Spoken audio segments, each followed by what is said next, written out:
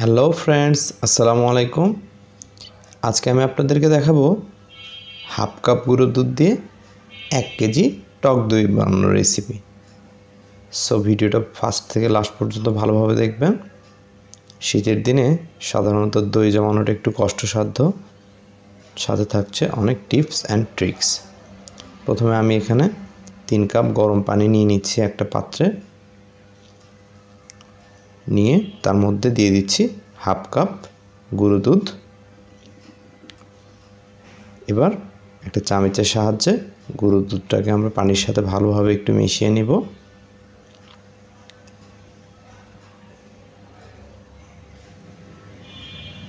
পানির সাথে গুঁড়ো দুধটা ভালোভাবে মেশানো হয়ে গেলে এটাকে আমরা একটু জাল করে ঘন করে নিব।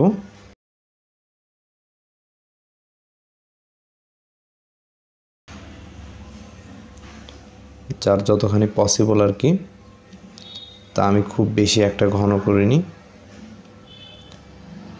সময় স্বল্পতার কারণে, বা আপনারা চাইলে পানির পরিমাণ আরও কিছুটা একটু কম দিলে তাড়াতাড়ি ঘন হয়ে আসবে দুধটা।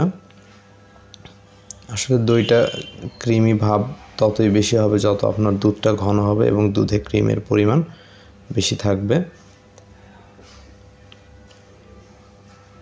তো একটু কষ্ট করে এভাবে 5-6 মিনিট একটু জাল করে নেবেন দুধটা। আমার দুধটা জাল করা হয়ে গিয়েছে। এখন যে মাটির পাত্রে আমি দইটা বসাবো, সে মাটির পাত্রটা একটু চুলায় দিয়ে গরম করে নিচ্ছি।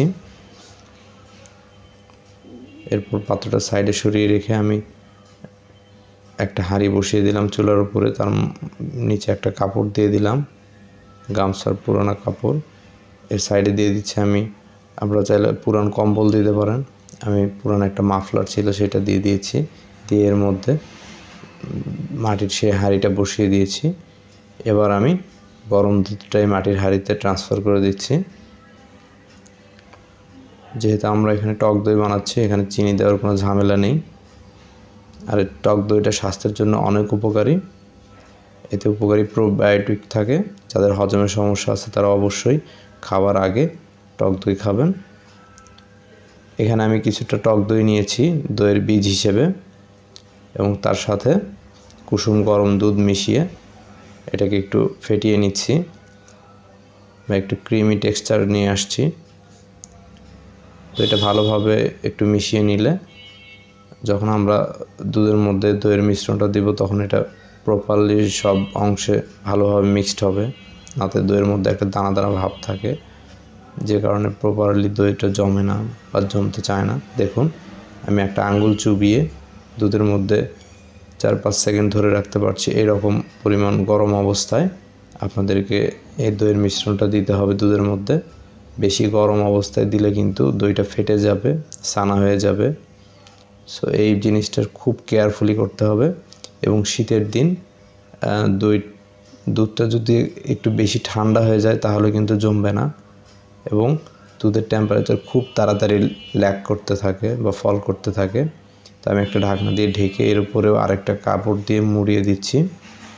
দিয়ে এটাকে আবার উপর থেকে আরেকটা ঢাকনা দিয়ে ঢেকে এটাকে আমরা এখন একটু হিট করে নিব 1-1.5 মিনিট। হাঁড়িটাকে একটু হিট করে নিচ্ছি। শীতের দিনে তাপমাত্রা খুব তাড়াতাড়ি নিচে নেমে যায়। তো এবার হাঁড়িটাকে আমরা একটা লেপের ভিতরে সুন্দরভাবে বসিয়ে দিয়েছি 4 ঘন্টার জন্য। দেখুন ভিউয়ার্স, 4 ঘন্টা পর কি অবস্থা দেখা যাক আমার দইয়ের।